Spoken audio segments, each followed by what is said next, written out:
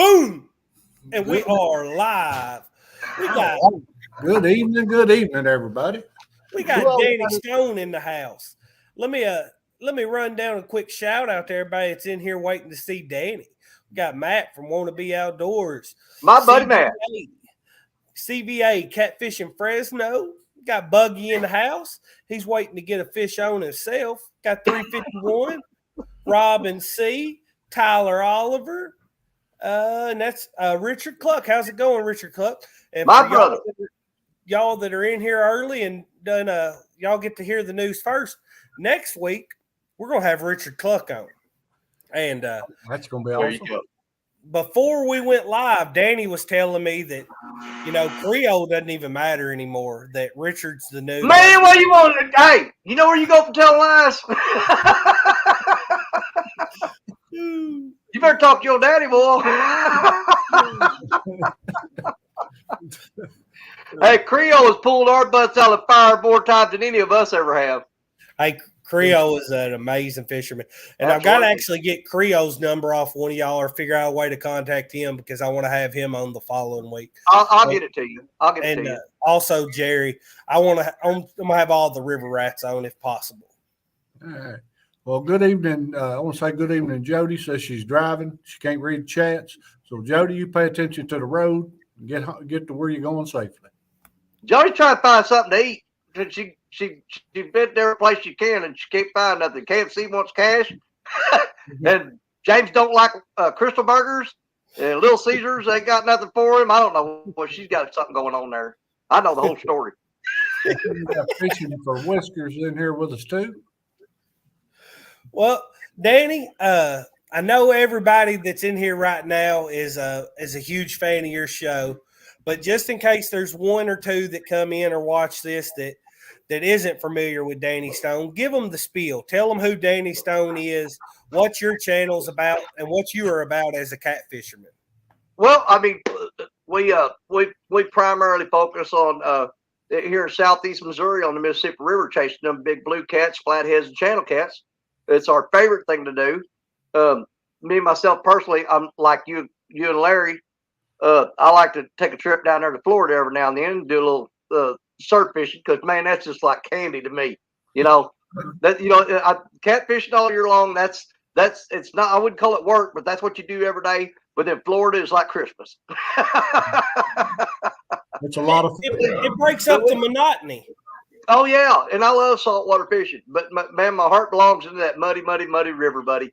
And, we got a little thing put together with a bunch of the guys from Mississippi that a lot of people know, the Mississippi River Rats, and me and my good friend Richard Cluck, who lives here in the same town I do, and Jerry Parker, which is up north of us, and Creole, which is way down south in Louisiana.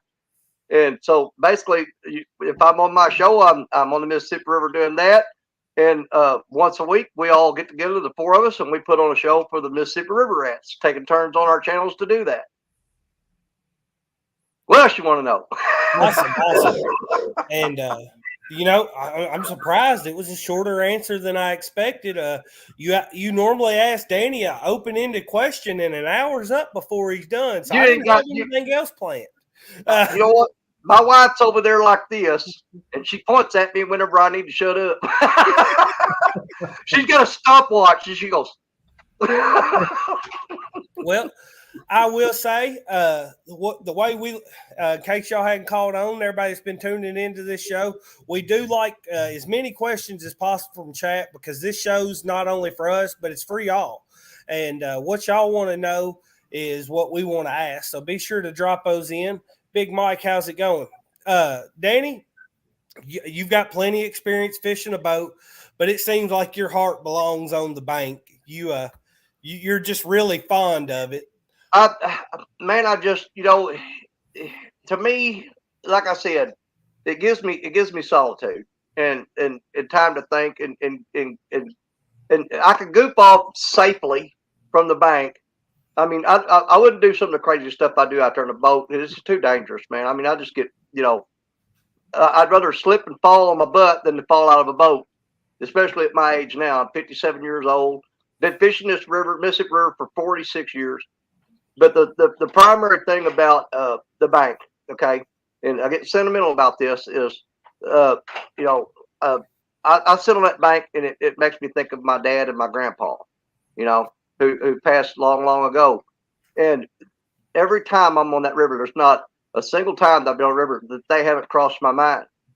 And so that is connection I have with them that will stay with me until the day I die and move on to see them again.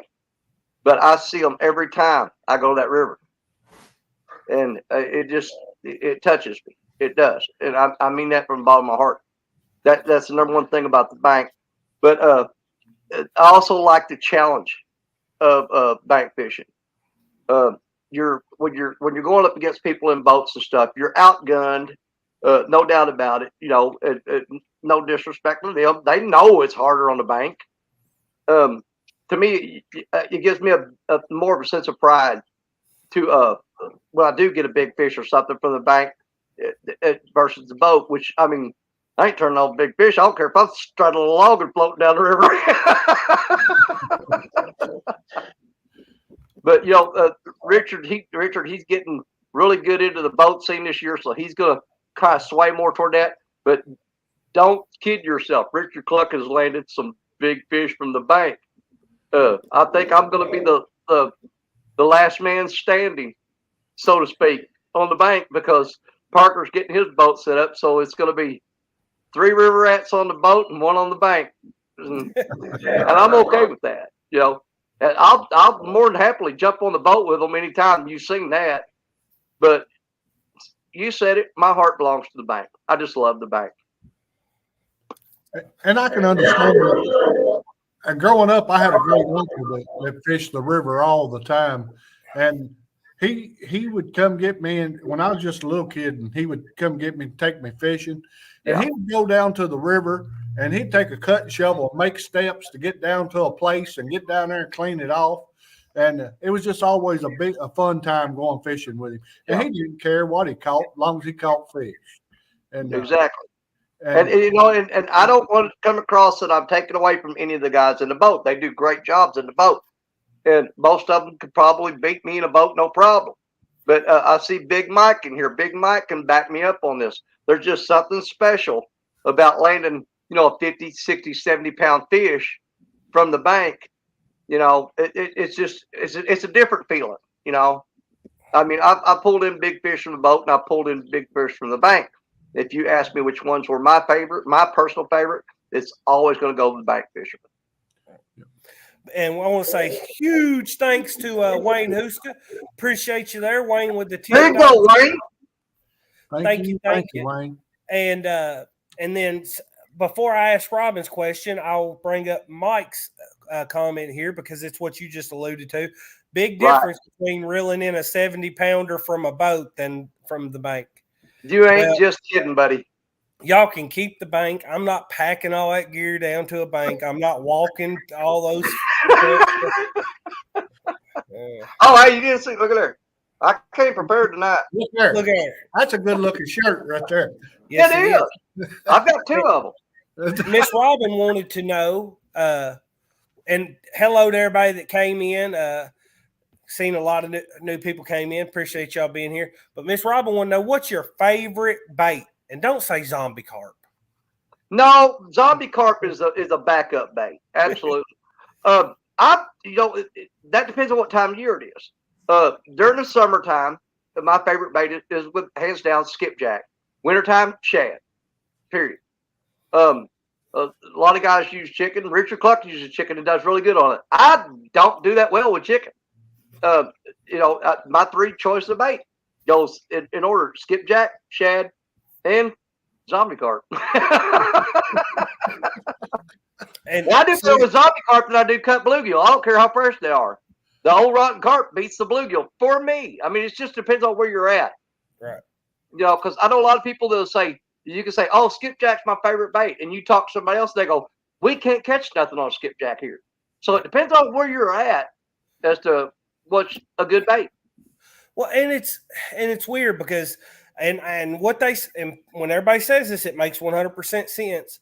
You want to use whatever bait is native to your water, but we catch more fish on skipjack than anything, and Barron's never seen a skipjack that didn't get cut up from and put in it. There is no skipjack in Barron.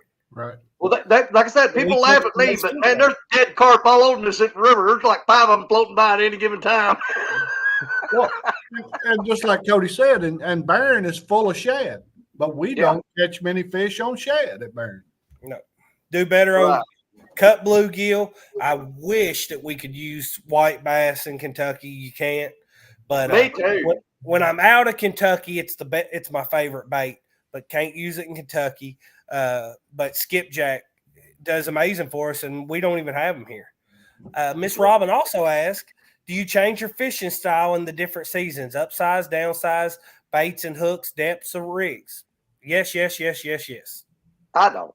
On a lot of that. Okay, as far as my fishing style, man, I just fish crazy. I just go out there and find some place I like, and I throw a rod. Different rigs? No, I use pretty much basically the same rig all year long. I use a 3-way rig with a breakaway weight because I fish the rocky shoreline. It's pretty much a necessity. You can't throw a Carolina rig there, not from the bank. You can from the boat, but from the bank, you're pretty much restricted to a breakaway rig unless you want to sacrifice the whole thing every time you throw out. I do downsize my baits in the wintertime. If you look back at the last 2 big trips that me and Richard had on the boat, I threw the cast net and got some little 2.5, 3-inch shad. And we were basically just nipping the tail off there and throwing that little 3-inch shad on her, and we were smoking. One day we went out, I caught a 37, 31, and a 25. Me and Richard went out the next weekend. We caught 18 fish. He got his 55. I got a 43. Those were all on little bitty tiny shad. Now, we were throwing out some bigger chunks of gizzard shad, big chunks of skipjack, and I think Richard even had some chunks of chicken out there. They touched none of it, not even a bite. But every time we threw one of those baby shad on there and threw it out there, within a few minutes, the rod was doubled over, and they were just smoking them. Well, for us, I said yes. We don't change our rigs. We don't change our hooks. We use 8-aught hooks pretty much year round. Yeah. And we use the same baits, but we use different size baits, and we fish different areas. And you can't even fish the same areas where in our waters though in different seasons because they draw the lake down to Winter Pool. So they draw the lake down over 25 foot.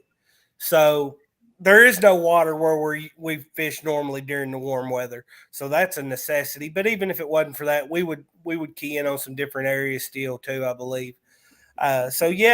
We fish slower in the winter. Your fish tend to be a little more lethargic.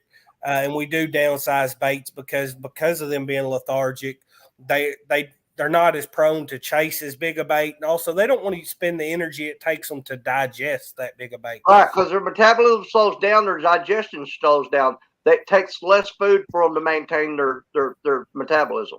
Exactly. Hey, big shout out to SS Yellow Chicken.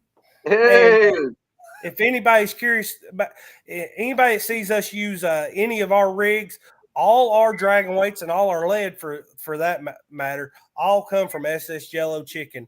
In my mind, they're the best dragon weights in the game. I'm sure there's other people that make some that are great too, but it's all we use. And so big shout out to SS Yellow Chicken there. And Miss Robin says, have you made anything to use when you fish? Rod holders, floaters, floats, planer boards? The only thing I've made of any of that is I make rod holders. I drive into the bank, basically out of a piece of rebar and a piece of PVC pipe, and I put a pipe clamp around them, and I'll put some Gorilla tape around that so I don't cut myself on the pipe clamps. And it's just rebar and a piece of PVC pipe drove in the ground about 2 feet, and basically that's all I use most of the time. Yeah, when I can. Other times you got to pile up rocks and just stick them down in there and hope the fish don't take your rod. We use our rod stands on the boat that we made. We made multi bars for the last boat, and then we made just regular T bars for this boat that have a quick release on them.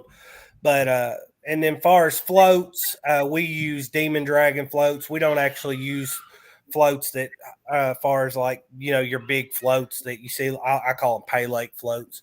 And then far as planer boards, Daddy's actually made some planer boards. You can make planer boards, but the geometry on planer boards is a little more complex than what your knee-jerk reaction might be. Stick to buying them from Uncle Lou's, all I got to say. Uncle Lou planer boards are fabulous, for sure. Yep. And Robin wants to know about what rod other than Black Betty is your favorite? Oh, she excluded Black Betty. That's a trick question, because here's the thing. Basically, other than Black Betty, the only rod that I've ever actually bought was my Muddy River rod that I bought at CatCon last year from Chris Flores. The other rods that I have, either won in giveaways or just flat out gifted to me. And because each one of those rods is special to me, because it brings back a memory of that person that I got it from. Like, I'll never forget, I've got the Chopsticks Sumo, the rod that the first one anybody ever gave me was at CatCon last year. Michael Murillo pulled up in front of the hotel and he was unloading his stuff and he said, "Danny, come here." And he had a bunch of rods laid out there. He goes, "Pick one of them."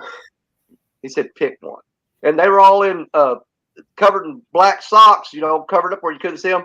So I just randomly grabbed one, and that's the one I wound up with, was that Chopsticks. So that Murillo rod means a lot to me. But one that's really, really, really special to me is one I got from Lisa and Aaron Elliott.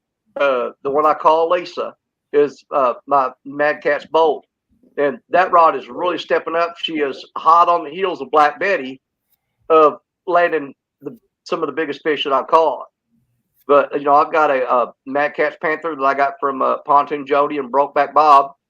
And, of course, the two new members to my group that I can't wait to get something big on them is my two Uncle Lou rods that I just got. I've been wanting an Uncle Lou rod for a long time. Money's, it ain't no secret. Everybody knows that I changed to another job, and it's a lot less money. So it's kind of tight. So I actually had money put back to get the Uncle Lou rods, and that got blown out of the water when that happened. But because of Chrissy and Ernie Brown doing the giveaway and Uncle Lou throwing them two rods in there, I was blessed to get a couple Uncle Lou rods, which I've always wanted, and now I have. That's so awesome. I can't say I have a favorite amongst them, because each one of them is special to me. Not because of the rod or the action or anything like that. It's special to me because it makes me think of the person that I got it from. And that makes each one individually special based on who I got it from. Awesome. That's awesome. Welcome, Don R. And if y'all look, you see that little symbol beside Don R. It means he's one of the 3+1 family members. Nice.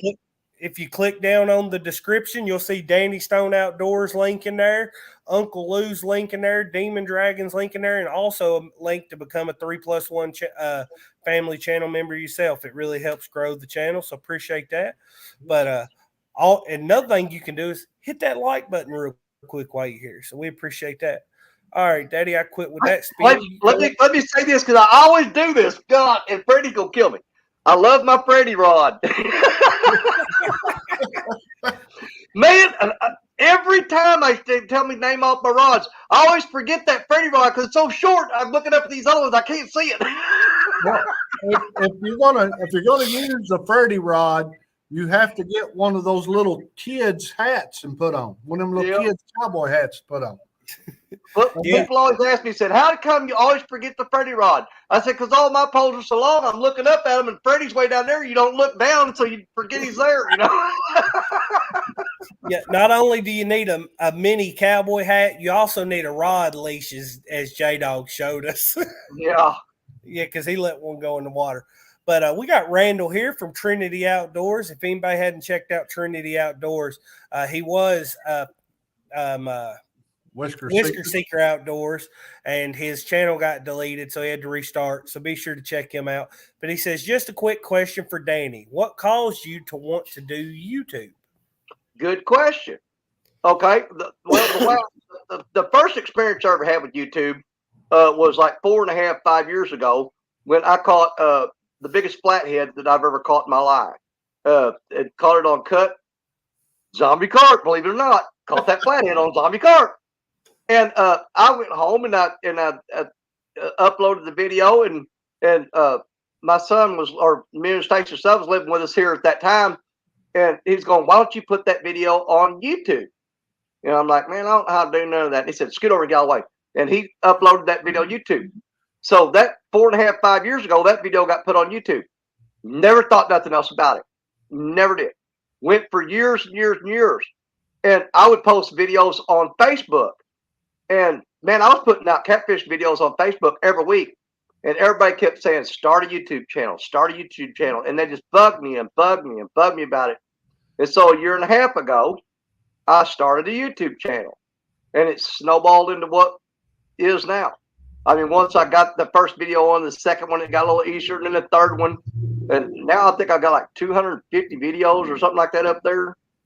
But I went for over 4 years from the first video I ever posted on YouTube to actually starting my channel. I didn't start my channel until 1.5 years ago. But people on Facebook pushing me to start YouTube is actually what got me to do YouTube, because I kept posting on Facebook and they said, "You need a YouTube channel, dude." And I said, "Okay, I'll give it a try." And we ended up here. And Miss Robin asked, "Who is the other YouTuber you would love to fish with, and why?" Whew, Lord! Everybody always asks that question. You don't want to insult nobody, but who is it that you would like to fish with that isn't in the catfish community? Let's not. No. I'm gonna answer the first question, because I highly respect him. The first name that pops into my head is Tim Scott, Epic, because Epic has become what I consider to be a really good friend of mine. The night that I caught the 70-pound catfish, Epic was on panel with us, which I couldn't believe that we got Epic to be on the show with us, and he was there when I caught my 70-pound PB. But then here a few weeks back, when me and Richard went out and had that great day where we tripled up twice, almost quadrupled up, landed 18 fish back to back, and they were all big catfish. And we got back and loaded the boat up, and we were pulling out from the boat ramp, and my phone started ringing. And I looked down, and it about blew my mind. I said, "That's Tim Scott."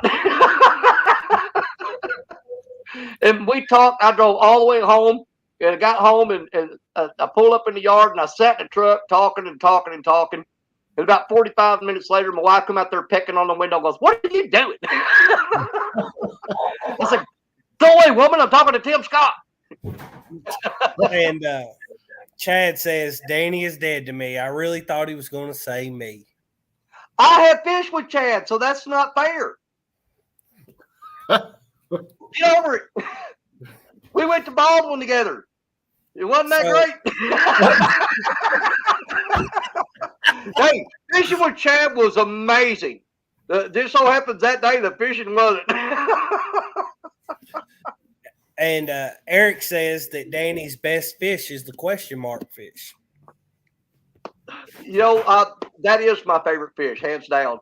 And I'd be lying if I said I wasn't a little disappointed that fish didn't get nominated this year.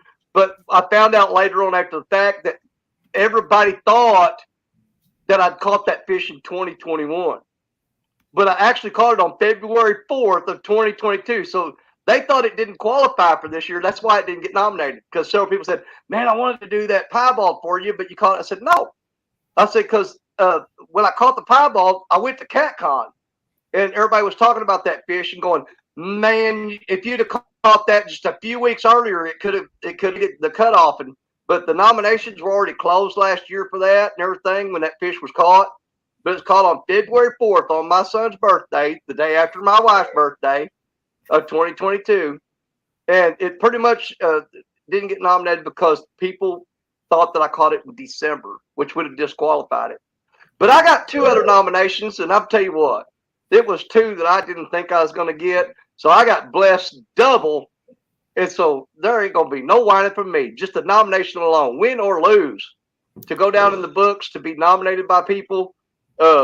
it puts it puts a warm feeling in your heart that the people will take the time to say, you know, they want to nominate.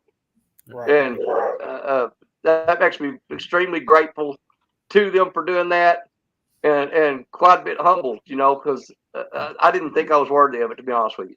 Yeah, and that's just like Cody and I get nominated for whatever it is, dynamic duo or whatever it is.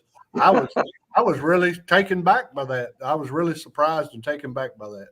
Well, you guys are a dynamic duo. There's no doubt about it. And it's not just in the fishing. I mean, on the Wednesday night show you do, I personally try to make that every chance I can. Lord knows I need it. Yeah. Without him, I'd be in bad shape. Yeah. I mean, I'm like anybody else. I'm not a perfect man in no way, shape, or form. You know, Never will be. Never will be. Always need a little help there. Yep. But I'm not all bad either. So, Danny, go ahead and tell us what you got nominated for this year. I got nominated for Bank Angle of the Year and Live Stream of the Year. The one that I'm probably going to get my butt handed to me at for sure is going to be Live Stream of the Year, because I'm against some tough people. I'm going against Gato Azul TV, Pontoon Jody, and Two Stands. So, man, to be put in the same class as those three, man, I fell out.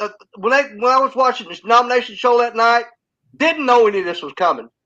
And they said Live Stream of the Year. Me and my wife were sitting here, and they named off my name first, and I was talking to her, and she goes, "They just said your name." And I go, "No, they didn't." And she goes, "Yeah." And I grabbed the thing and mouse and scooted it back, and I was like in shock. I'm like, man, somebody really messed up.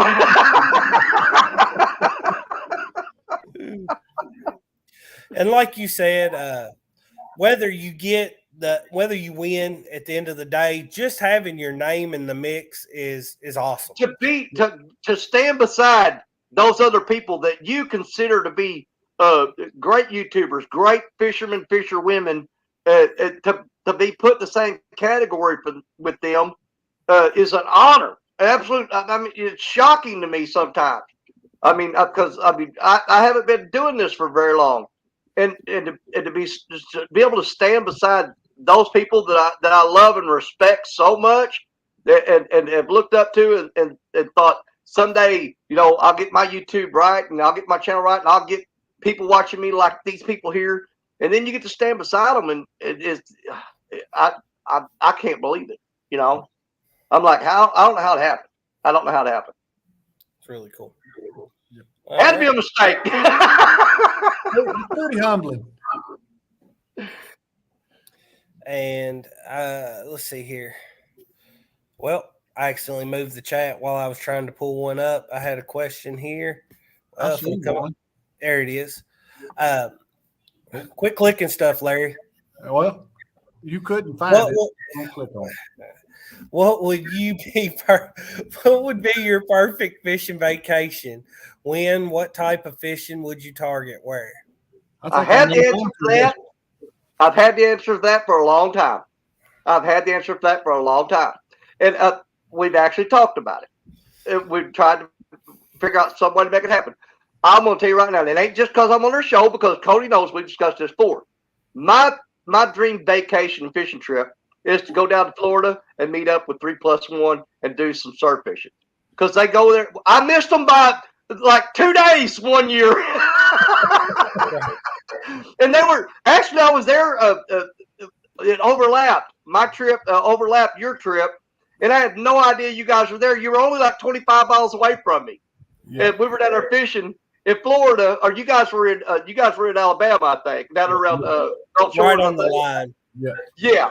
Well, I wasn't but 25 miles away the whole time fishing, man. And I'm like, God, you're killing me. If I'd have known that, I'd have been over there just harassing the crap out of them. That would have been a fun time. Here's the thing. I'm going to make that. We're going to figure out some way to make that dream come true.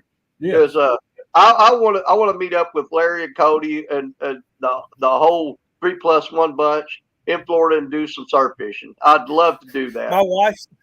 My wife's over here. She's like, tell him he doesn't have to go when we go. We'll go when we go, and then we'll go back when he's there. She's trying to talk me into.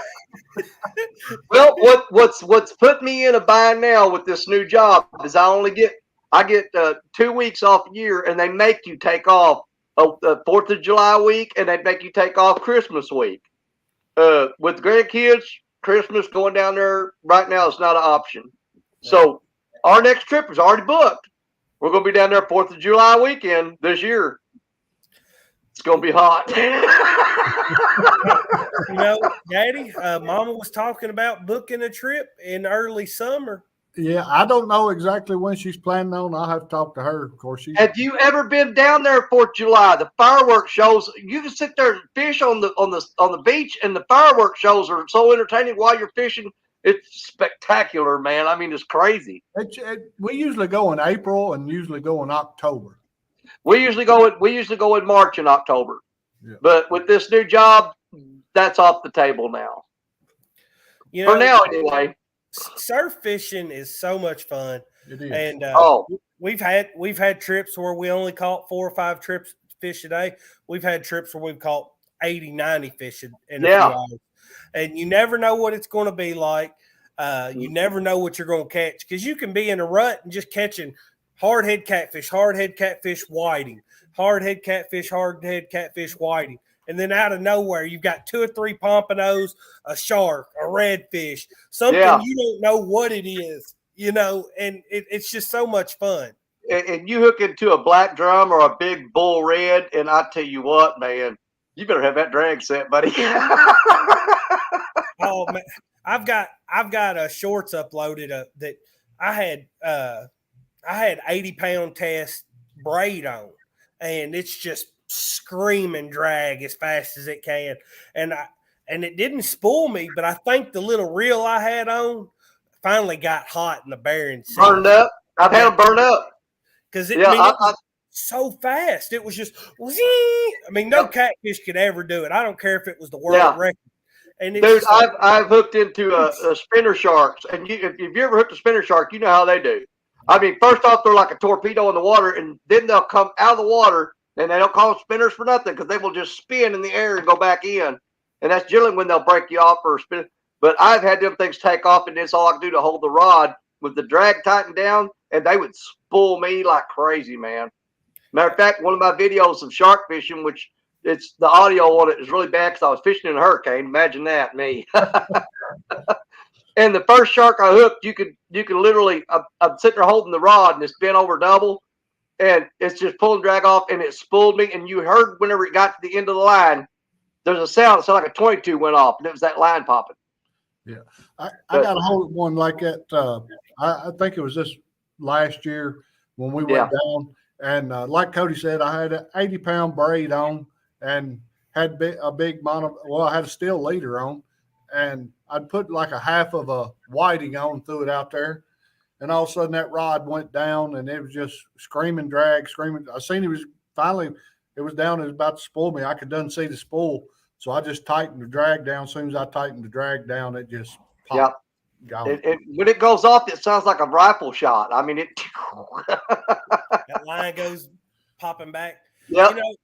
Think about fishing on the bank, fishing on the surf down there. You got 2 different kinds of fish. Ones you can eat, and ones you can use for bait. And, last time we went surf fishing, it was the week after Danny was down there. Our trip's missed by a week, but Danny come up on our live stream, and I caught my PB shark that day. Yeah, I remember that. I've never caught a huge shark, but it was a 4-footer, and he was kind of a skinny fella, but he was a fair length, and I was trying to get that hook out of his mouth, and he's like, "You gonna get your fingers bit off, boy?" Yeah. I grabbed my drag up the shoreline. They start flipping, you just hold them. Keep going. Are y'all losing me? Yeah, just 1 second. Give a second and let you see if your internet catches up with you. Yeah. I thought he was playing a banjo there for a minute. Well, we've been in a lot of yeah. Yep. Y'all just hang with us. Danny's internet will get better here in just a moment, I'm sure. This is just part of live streaming, especially in the weather that we're having pretty much all over the country. Heavy winds, heavy rains. So, yeah, I had to take detours today on the way home where there was telephone poles down in the road. They had part of 100 blocked off. And then I think somebody run over one, didn't they? Something happened anyway. And then I got into town here, and the red light was out right as you get into town, and half of right here coming up the main road here in town, half the road was out without electricity. So, which we had a lot of rain here today. Hey, Danny, try backing out and coming back in, see if that helps, because we have no. Let's see here. He'll be back with us just a moment, folks. Miss Robin asked, what would be a number one tip for new bank anglers? Daddy, you go ahead and answer that, and then we'll get Danny's answer as soon as he comes back. Of course, I've fished from the bank, and when I fish from the bank, I just look at I would always look at the landscape, and I would know that landscape would continue off into the water. And so just like I do in the boat, I would do the same things. I would look for points and look for rocky areas and places that I knew were going to fall off and be deeper. Just like I said, looks like Danny's back. I would just look at the landscape around me, and I would know that would follow right off into the water, same landscape. Let's give Danny the big screen. I don't know why I hadn't done none of that. Give Danny the big screen. Danny, I think your signal's back, brother. Well, I don't know. We back out there. They're supposed to come out a week ago, and they showed up yet. Still a little low, buddy. Yeah. For some reason, can you hear me? I can hear you, but you're a little roboty. Yeah. Our rider's going out. It's been a problem the last 2 weeks. So, but yeah, if you're looking at the bank, what's going on the bank doesn't just stop because the water's there. No. It continues on. So if you've got a real gradual, pretty flat bank, it's probably going to be a little on the shallower side there. If you've got a steeper bank that's coming up out of the water, it's going to be a deeper spot there most of the times. You can look for all those things. Oh, Danny has muted himself. Yeah.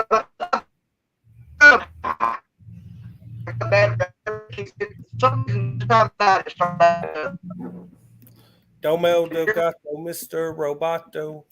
Come on. No, Robin. Hey, we appreciate all the questions. It really helps bring the show along, and definitely do not be sorry about the questions. We appreciate it.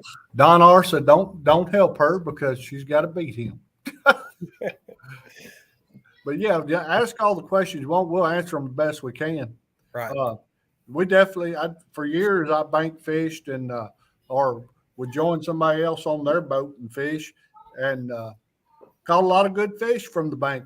I used to fish the river a lot, and of course, just like still do, when I was fishing the river, I'd fish current seams, rocky ledges, riprap, different things that I knew would hold fish. And it's no different for me in the boat, fishing from the bank or fishing from the boat, other than the boat just gives me access to get to things a lot quicker and to get to more spots. Right. Yeah. Oh, his picture's good. Let's see if his sound's good. Oh, he's muted. Yeah, and Buck Williams says you can look at depth charts on maps also. Exactly exactly right. And that's a big thing we have now too. I think you can download a free version of Navionics onto your iPhone. And I think you got to pay for a monthly or a yearly subscription to have it on your phone. But on your computer, it's like $15 a year or something. Though it's not. Right. It's not even monthly. It's just one time a year, and it's not terribly expensive, $15-20. Am I back now? Yeah. You are back. You're so back. I think where we left off, you was telling me that I was going to get my fingers bit off by a shark. Yeah. Well, I've got a bad router here. It's for some reason at nighttime, this time of night, it starts going out. They're supposed to send a tech out a week ago, and he ain't showed up yet. So I've been dealing with this every night.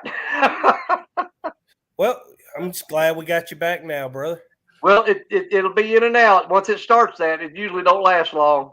But we'll do the best we can, and I apologize to everybody. Hey, no problem. No problem. I used to have the same problem at the house all the time. Yeah. And for some reason, we have to have a new router at least every year and a half. That they burn up, something goes wrong with them. I don't understand it at all. Yeah. And Miss Robin wants to know, what would be your number one tip to give to a new angler fishing from the bank? Is go fishing. I almost sound like Richard James. Go fishing every chance you get. That was Don R's answer. She said, "Go." Yeah. He said, "Go fishing." Just go fishing. Don't get discouraged if you go somewhere and don't catch anything, and because you can ruin yourself by having bad experiences. You got to forget about. First off, for the first time you're going out, do it for the pleasure of going, and do it for the serenity and the peace of mind and the relaxation. If you're out there thinking you watched all these people catch these big fish and, oh, I'm not getting them, I'm done with this, man. I ain't getting no big fish. This ain't for me. You can't go out there and expect a trophy every time you go out. Just go out to have fun, and it'll come. You put enough time in the water, you're going to get a big fish. If whatever big fish is in your water, you're going to get one. You know, some places they don't have the 30, 40, 50, 60, 70 pound blue cats. You might have big channel cats or maybe big flathead or something, you know, and a big fish to you might be, 12, 13 pounds. It might be, that's what's in your water. That's a big fish in your water. Okay. But keep going after them and enjoy it. Don't stress on, catching a big one or catching a whole lot of them. Go to have fun and get away from the house and get away from work, get away from all your troubles. I don't think about none of that stuff when I'm on the river. None of it.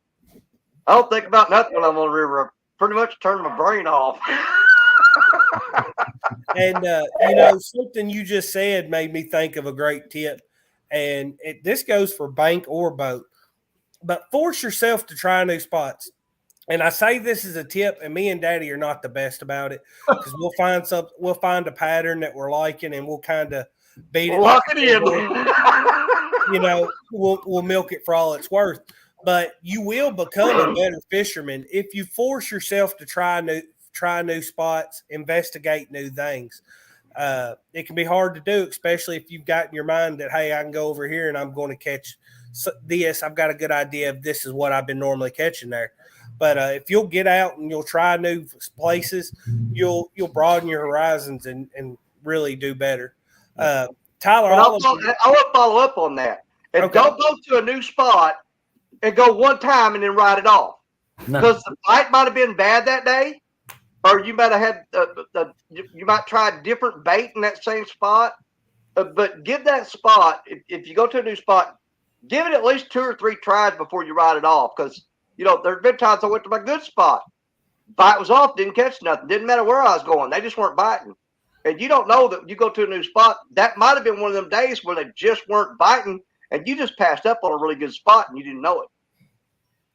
And Tyler Oliver says mono versus braid in lakes and rivers, and why? I use braid on my spinning reels because, for number one, I can cast further with spinning rods with braid on them. And plus, my spinning reels are all rigged up for saltwater anyway, so I don't feel like changing them. I'm too lazy. But I go strictly mono on my bait casters because I don't know about y'all, but I've bird nested mono and been able to pick it out, and I've bird nested braid and wanted to just take the reel off, throw it in the river. I think braid has some pros to it.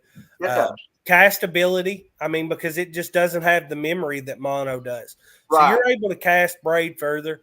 You can use a reel with a smaller spool and get just as much line capacity. Much line on there. Yep, exactly. And then those smaller reels sometimes can cast better. but we fish out of a boat, so casting distance is not really of huge importance to us. Right. So we like the mono. It's the ease of use. I like the stretch. That extra bit of stretch really allows you to make a mistake or two. Right. Whether it be you tighten that reel down just a little too much, that extra stretch is going to help you with it. You let a fish, kind of get around a tree branch, not something that's going to cut it, but if it gets around something that it kind of tangles up, it's got a little stretch. It's got that give. I like that. We prefer mono. I do use braid on, like I just bought some new skipjack rods and we put braid on those, but we're casting really light rigs and that braid just casts so much better. Yeah, and mono's more abrasion resistant also. Right. Yeah. That's what a lot of people think I'm crazy because I fished them rocks, with that braid, and I broke off some really nice fish on braid. But I don't know. It's just with the river the way it is, the fast current. That the thinner the diameter, you think it doesn't make any difference. But when you've got super fast current rolling anywhere from 4 to 6 miles an hour, the smaller that line is and the less resistance it puts in that current, the better off you are.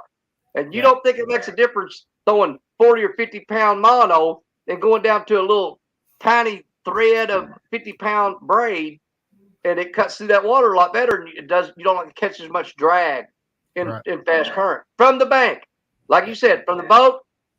That's obsolete. Doesn't matter. Yeah.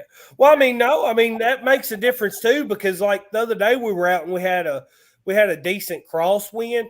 The drift sock we were dragging baits and the drift sock was able to keep the boat straight. But when we were deploying, just that thickness of that mono was catching wind and the bait wasn't going out, but the line's going out wide open because the wind is blowing it sideways. So, the wind can also catch that diameter. Diameter is a huge part of that whole deal. Yeah. Uncle Jeep had a question. Matt, it was an absolute honor meeting you today and an absolute surprise. Brother, that made the day right there. And then, anytime any of my brothers, Richard or Jerry or Creole, man, when they hook up on a big fish, I love being a part of that when we're on the show together, because we all talked about it in private chats that each one of our successes is all of our successes, and nothing made me happier. What I'm most tickled about this year, and I know y'all want to talk about me, but what I'm most tickled about this year is how great Richard Cluck is doing. I tell you what, there's nothing's made me happier because he has just been on fire. Richard, he had a 31-pound PB for the longest time, and I know there was times he was getting discouraged. I know for a fact there was. I don't believe Richard would ever quit, but I do believe it probably crossed his mind a few times. You ain't getting to quit for nothing now. It's on. It's on now. Yeah. And Uncle Jeep says, so Danny, what everyone is dying to know, do you use conditioner as well as shampoo? Asking for a friend. I use bar of Irish Spring on my hair and my beard. And white people don't use wash rags. We just take the bar soap and scrub That's it on it. the ball. That's it. Hey, put it on your hand and rub your head. Make sure you hit that bald spot on top. Scrub it real good. I wash my hair with the same soap that I wash my body with. No fancy conditioner or shampoos here, buddy. Thank you for that, Steve. Yes, Amy's very energetic, and she's a lot better on the camera than we are. Yeah. Well, Daddy, you hadn't got to ask Danny much tonight. Go ahead. Oh, yeah, you're going to put me on the spot. I was sitting here looking at everybody else's and listening to everything and listening to all the responses. Yeah, you're escaping through there pretty easy, buddy. Now he's going to put me on the spot. So we know you love to fish for the blue cats, and we know you like to surf fish, and Cody's done ask you who you would like to go fish with. Is there any other fish in your home waters that you like to fish for? You know, they tell me all the time, and there's guys that catch them, and I just have never caught one. But they tell me there's sauger and walleye in Mississippi. There's sauger and walleye in lakes and rivers around here. I have never caught a cotton picking sauger or a walleye, and I would love to get into that.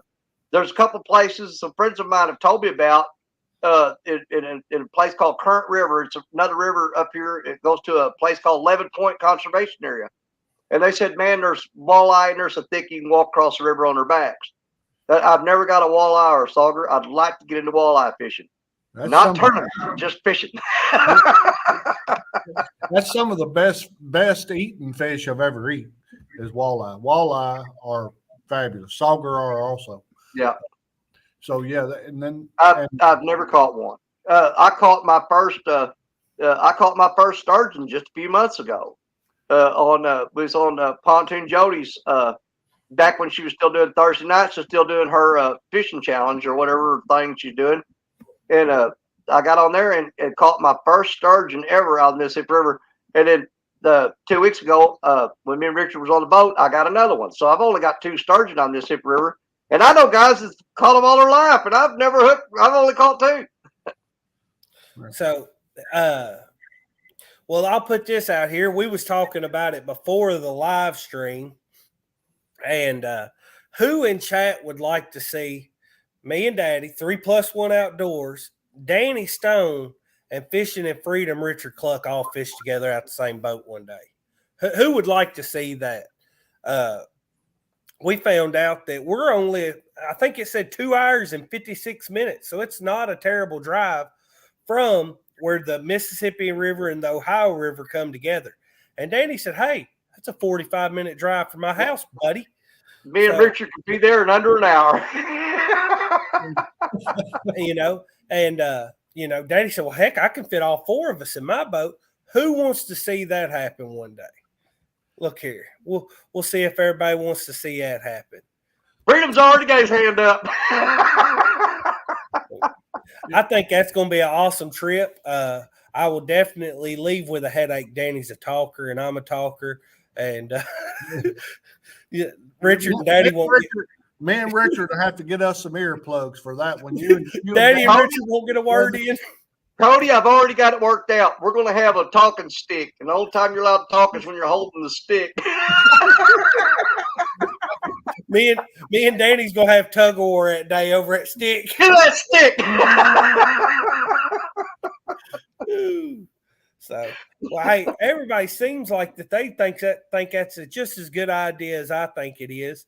I think springtime probably be a great time to get there. I'm down for it. I know Richard, man. He's ready for anything. He's more than happy to accommodate you. So we'll make plans we got plans for most of March, but let's say, Daddy, what do you think? Middle of April sometime? I mean, we just go up there one Saturday and come back at night. Yeah, there you go. Well, you guys figure out the time. We'll get with Richard and we'll set a date for it. Yeah, get it on the calendar. Absolutely. To me, we'd love to do that, and that would give me and Richard time. In that time frame, I'm sure we'll have made it to Kentucky Dam at least once by then, and loaded the freezer full of fresh skipjack. So that's going to be perfect. Well, you talk about Kentucky Dam and going to catch skipjack. Have you ever catfished around Kentucky Dam?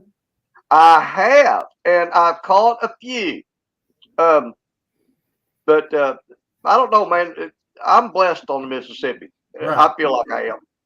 And every time I go to a different river, it just seems like there's a curse that follows me or something.